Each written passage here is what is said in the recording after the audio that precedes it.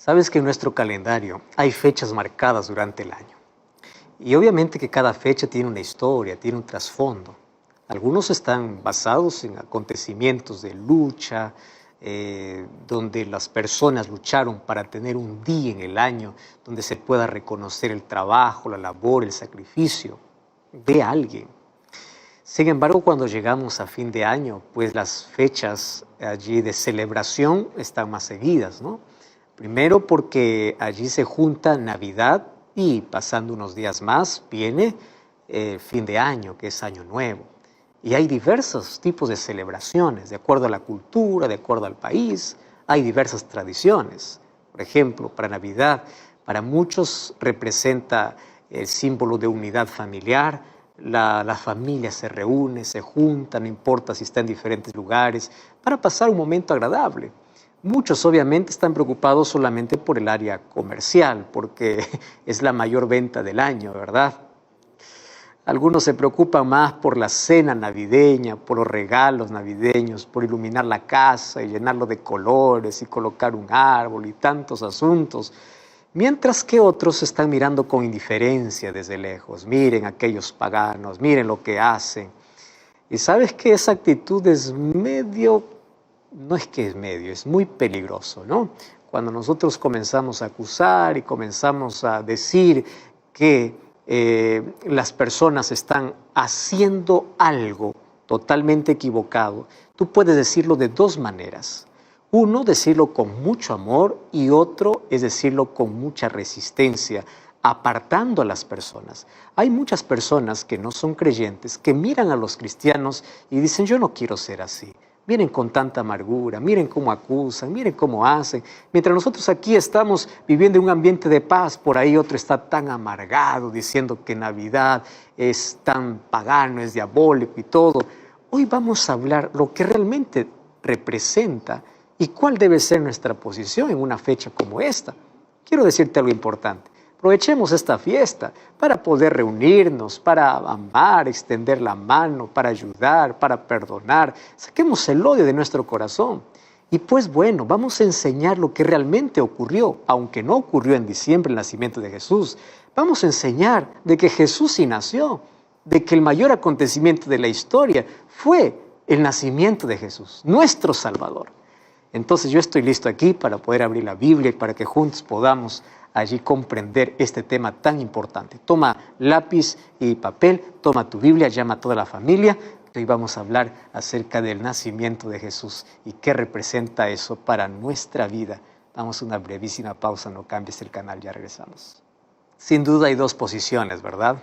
Mientras algunos miran el 25 de diciembre con cierta dureza e indiferencia, otros miran el 25 de diciembre como un asunto comercial y un asunto familiar.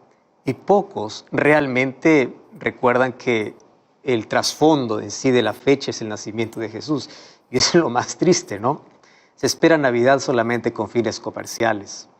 Y hoy queremos hablar acerca del acontecimiento histórico más importante. Tú sabes que el momento más importante en nuestra historia no es cuando el hombre pisó la luna, sino cuando el Hijo del Hombre pisó la tierra. Cuando Jesús vino a esta tierra para poder nacer, vivir y morir en nuestro favor, para luego resucitar y luego venir a llevar a aquellos que creen en sacrificio. Entonces vamos a dejar a un lado aquella indiferencia, aquella amargura y vamos a explicar aquí cómo es este asunto de Navidad y 25 de diciembre. Mira, quiero decirte un asunto interesante, voy a comenzar por allí. Con certeza, Jesús no nació en diciembre, ¿correcto? De eso tenemos total seguridad. Esto es más una creencia popular. ¿Por qué? Te explico, es que esta fecha en sí está asociada con los cultos solares. Por ejemplo, en Persia se celebraba esta fecha como un culto al dios Mitra. Y el dios Mitra era identificado con el sol. Y claro, fue trasladado como fiesta por los soldados romanos a la capital del Imperio Romano. Y allí fue fusionada allí con la celebración de Natalis Solis Invictus, que era una fiesta romana, que había tomado auge desde el tiempo del emperador Aureliano, más o menos en el año 275 después de Cristo. Pero sucede algo interesante.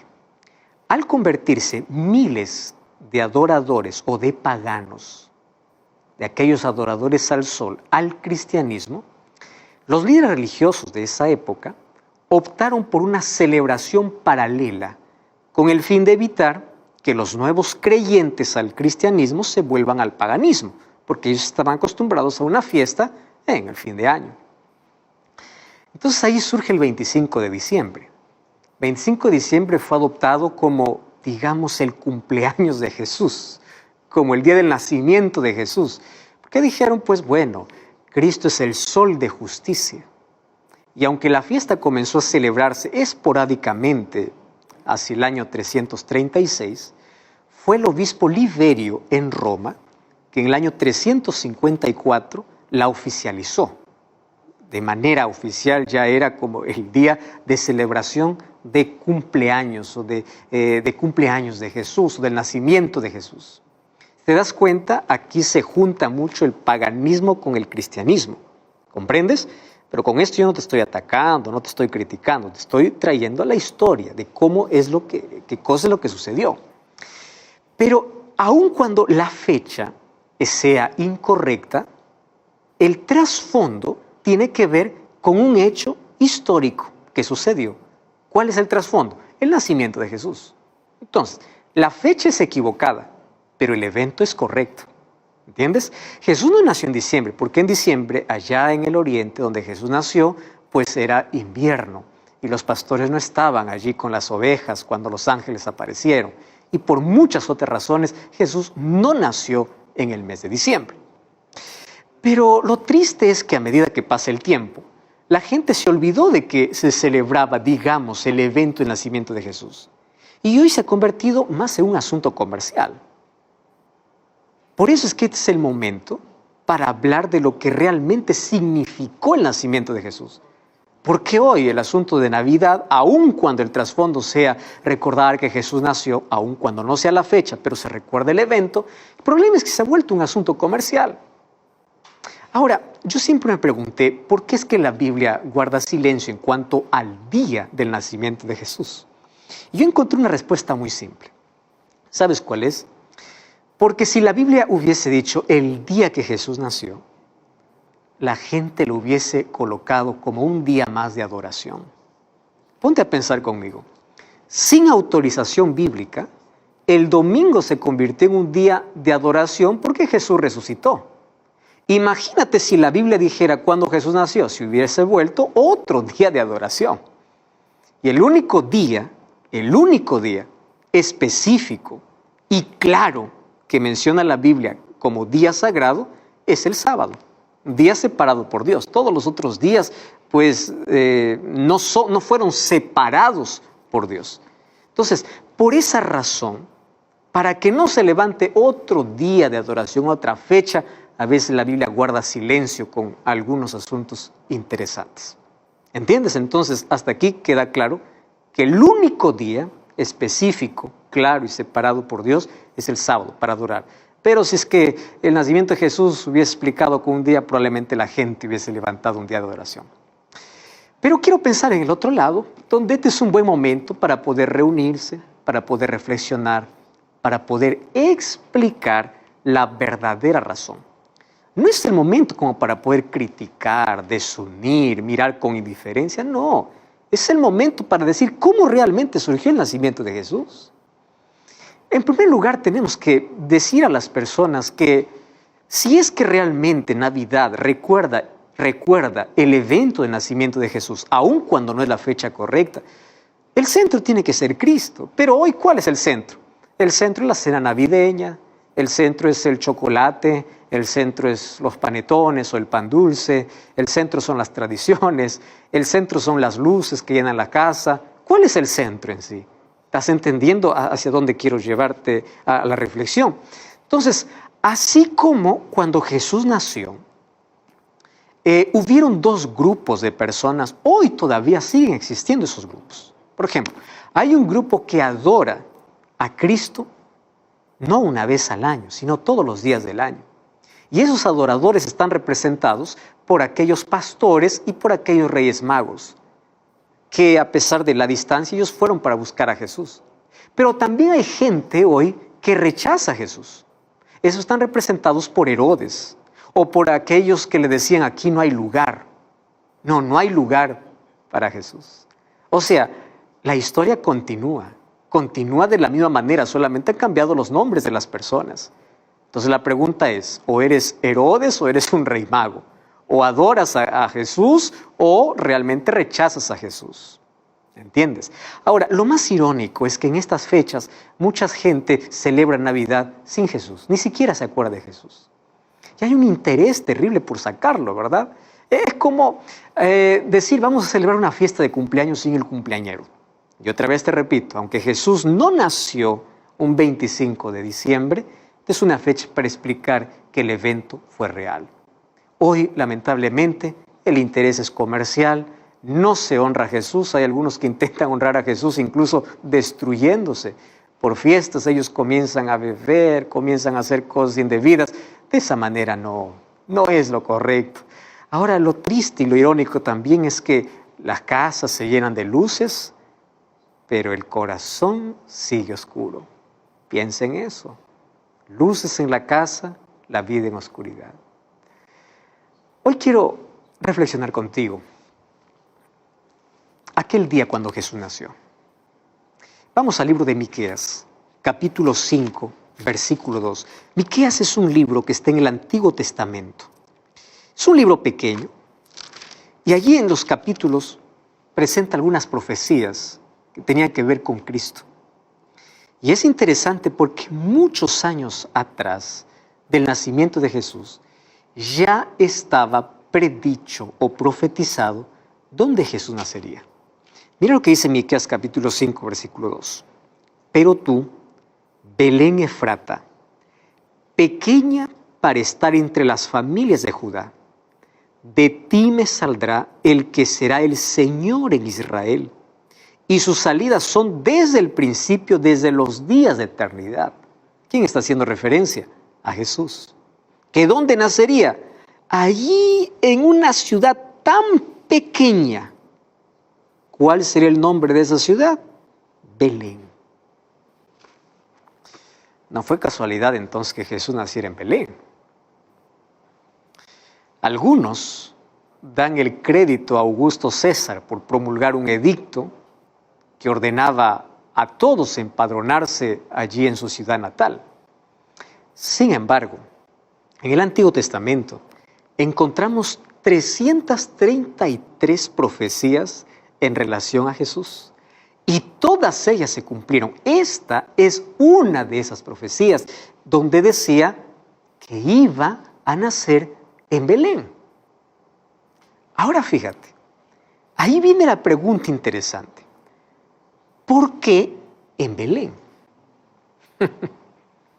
¿Por qué fue elegida Belén?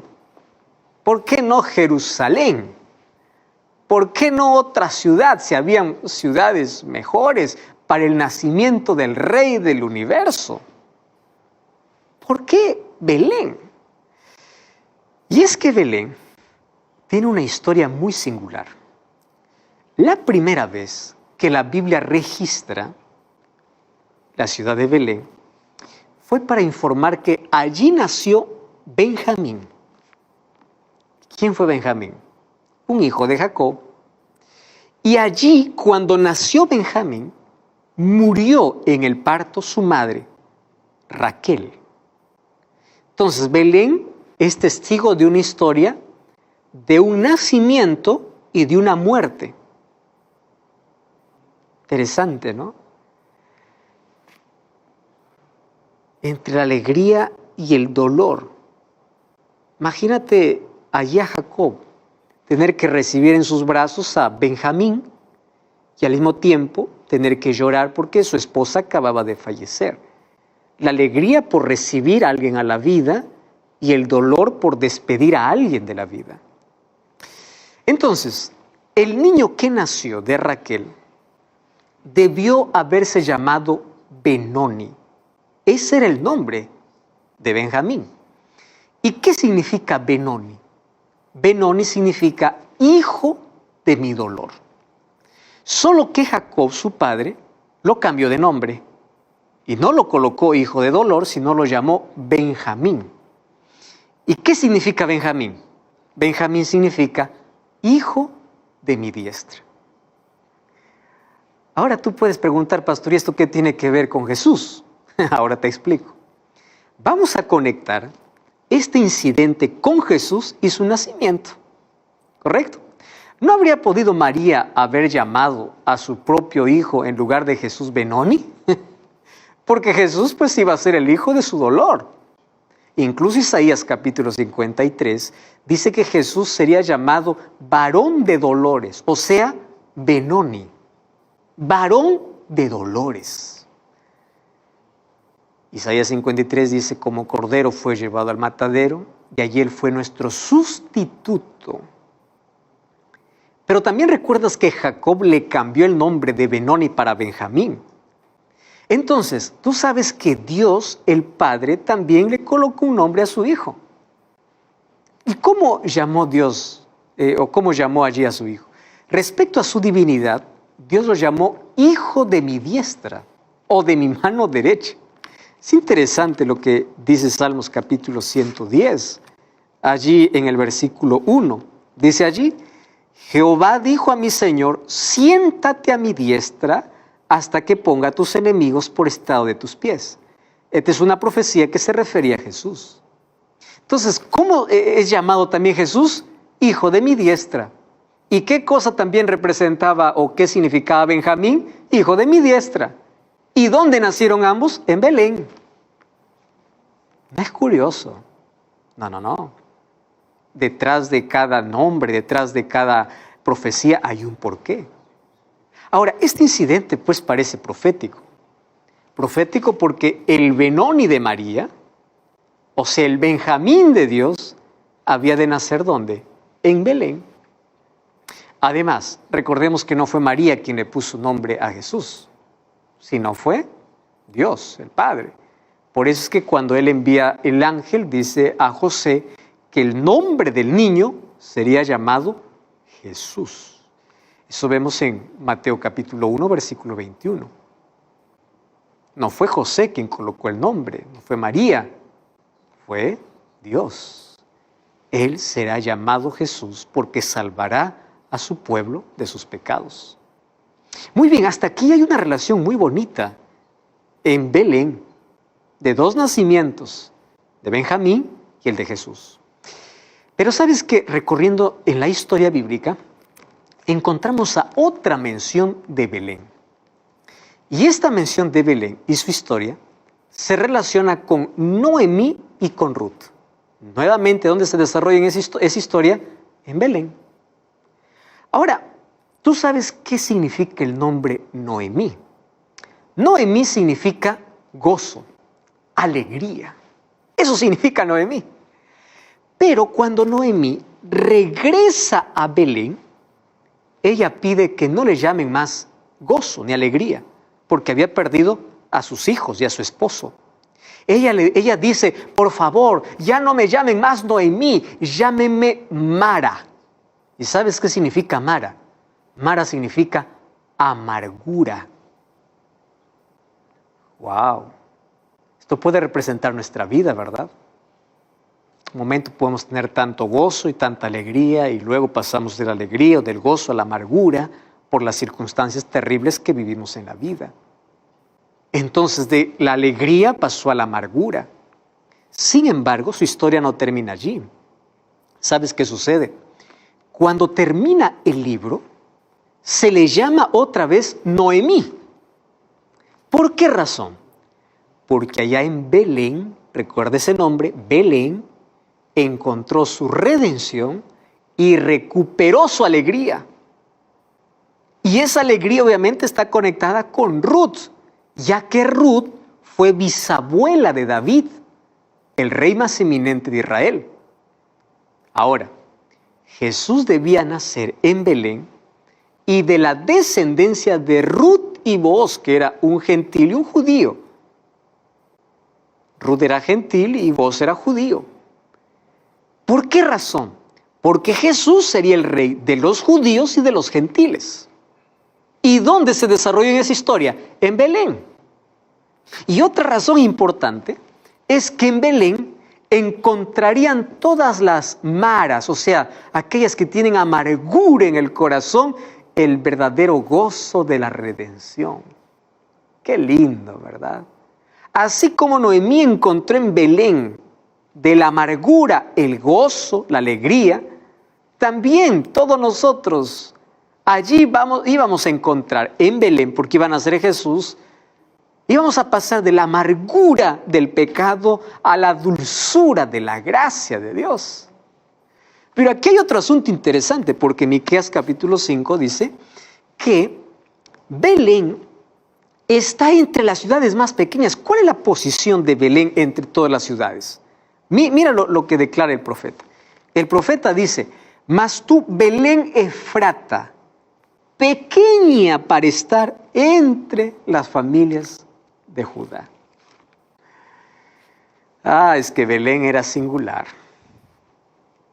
Allí había nacido el rey David. Y esto lo exaltó de ser un caserío, una aldea irrelevante, a una ciudad real. Pero también Dios le eligió. ¿Y sabes qué cosa elige? La aldea más pequeña para nacer. Y lo elige para enseñarnos una lección de humildad, pero también de su gran capacidad para hacer de las cosas pequeñas las más grandes. Fíjate lo que te estoy diciendo. ¿Por qué Jesús escogió un lugar tan insignificante, tan pequeño? Para mostrarnos, número uno, humildad, pero número dos, lo que Él puede hacer con lo más pequeño. Él toma lo que no es para que llegue a ser. Él toca lo que nadie desea para exaltar. ¡Wow! Esto es impresionante. Entonces Él no solamente eligió una pequeña aldea en contraste con la gran ciudad de Jerusalén. Ahora fíjate, de la pequeña aldea que ya era Belén, Jesús elige de la pequeña aldea un establo. ¿Estás entendiendo? De todas las mejores y grandes ciudades, Jesús elige Belén. Y Belén porque era la más pequeña. Y de la ciudad más pequeña, ¿qué cosa elige? Un establo. Y un establo, pues, era el peor lugar para que un niño pueda nacer. Y de aquí yo ya puedo sacar muchísimas lecciones especiales para la vida. Vamos allá entonces. Jesús nació en el peor lugar para convertirlo en el mejor. ¿Sabes qué cosa es lo que me enseña eso? No importa quién seas. No importa si eres el más pequeño, el despreciado. No importa si te dicen que eres la oveja negra de la familia. No importa si lo has acabado todo. No importa si tú tienes menos privilegios que los demás. Basta que Jesús pueda llegar para convertir en lo mejor aquello que todos llaman lo peor.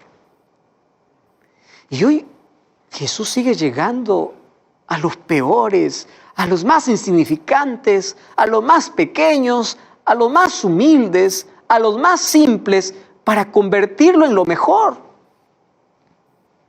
Por eso necesitamos que Jesús venga al peor lugar de nuestro carácter, para que pueda transformarlo en lo mejor. Por eso necesitamos que Jesús venga a nuestra vida, no importa cuán contaminada, cuán sucia puede estar, cuán pequeño y cuán insignificante pueda ser, porque si Él está, el peor lugar se convierte en lo mejor. El apóstol Pablo dice, el poder de Dios se perfecciona en nuestra debilidad. Y eso me encanta, mira lo que dice 2 Corintios capítulo 12. Segunda de Corintios capítulo 12, versículo 9. Es interesante, Él me ha dicho, bástate mi gracia, porque mi poder se perfecciona en la debilidad. Por tanto, de buena gana me gloriaré más bien en mis debilidades, para que repose sobre mí el poder de Cristo. Cristo está buscando aquel pedazo que todo el mundo desecha para convertirlo en una obra de arte. ¿Tú crees que tu vida está quebrada? Yo conozco un artista que puede juntar los pedazos y puede hacer la mejor obra de arte. Ese es Jesús. Entonces, el nombre de Belén, aparte de todas las historias que nosotros hemos visto, la razón por la cual Jesús nació allí, tú sabes que el nombre también trae una lección importantísima para nosotros. Porque los nombres bíblicos obviamente tienen un significado, indican su carácter, señalan el destino, inclusive de aquel que porta el nombre. Y Belén tiene dos significados. Uno de ellos es casa de guerra, pero el otro significado es casa de pan. Y yo me quedo con el segundo porque de allí vamos a extraer otra lección. Jesús nació en Belén y Él nació en Belén. Belén significa casa de pan. Además, Belén antiguamente fue conocida como Efrata. Por eso dice tú, Belén Efrata. ¿Y qué significa Efrata? Efrata significa fértil. Mira, qué interesante. Vamos a unir ahí todos los conceptos. Entonces, Belén es casa de pan. Efrata es fértil. Y cuando hablamos de pan, wow. Delicioso, ¿verdad? Un pan que recién sale del horno. Pan fresco. Representa el alimento, representa el sustento. El pan representa vitalidad. El pan representa vida. Y mira qué interesante. Jesús nace en una ciudad que se llama Ciudad de Pan. Y mira cómo Jesús se considera. Vamos a Juan capítulo 6. Versículo 32 y versículo 33. Y Jesús les dijo, de cierto os digo, no es Moisés quien dio el pan del cielo, mas mi Padre os da el verdadero pan del cielo. Porque el pan de Dios es aquel que descendió del cielo y da vida al mundo. ¿De quién está hablando? De Él. Mira lo que dice el versículo 48. El versículo 48 dice, yo soy el pan de vida. ¿Qué significaba Belén? Casa de pan. Ahora Jesús aparece y dice, yo soy el pan. Qué interesante. Belén es casa del pan, de donde salió el mejor pan del mundo. No aquel que nos alimenta físicamente, aquel que alimenta el alma, aquel pan que nos da vida eterna, aquel pan que nos prepara para la eternidad. Ese es el pan. Cuán bueno sería que en esta época del año, aun cuando Jesús no nació el 25 de diciembre, pero aun cuando se recuerde el nacimiento de Jesús, el Salvador, del Mesías, nosotros lo dejáramos nacer en nuestro hogar, lo dejáramos entrar en nuestra vida. ¿Para qué? Para que transforme todo. Su presencia transforma cualquier lugar. La presencia de Dios hizo que el desierto donde Moisés estaba con sus ovejas se convirtiese en un lugar sagrado. No es el edificio, no es la comodidad, es la presencia de Jesús. Tú puedes vivir allí en el lugar más apartado, en una choza pequeña, en un cuarto pequeño. Tú no puedes tener todas las comodidades, pero la presencia de Jesús transformará todo. Tú no puedes tener la mejor vida, tú no puedes tener mejor pasado, tú puedes tener el carácter más deformado, tú puedes tener la vida más destruida, tú puedes haberte hundido en la miseria de la vida, pero es la presencia de Jesús quien convierte lo peor en lo mejor. Por eso hoy quiero enseñarte que Navidad no se trata de una fecha marcada en el calendario. Navidad se trata de permitir que Jesús esté en nuestra casa, en nuestra vida, todos los días del año. No una vez por año. Navidad no se trata de llenar de luces la casa. Navidad se trata de llenar de luz el corazón. Navidad no se trata de fiestas y tradiciones, que todo está bonito. Navidad se trata de poder ir, abrir la Biblia, encontrar que hay un Salvador que vino, pero su venida tendrá sentido cuando yo lo acepto en mi vida. Tú, Belén, eres la más pequeña. Aquí yo puedo colocar mi nombre, tú puedes colocar tu nombre. Mas cuando Jesús llega, cuando Jesús nace, cuando Jesús es aceptado en la vida,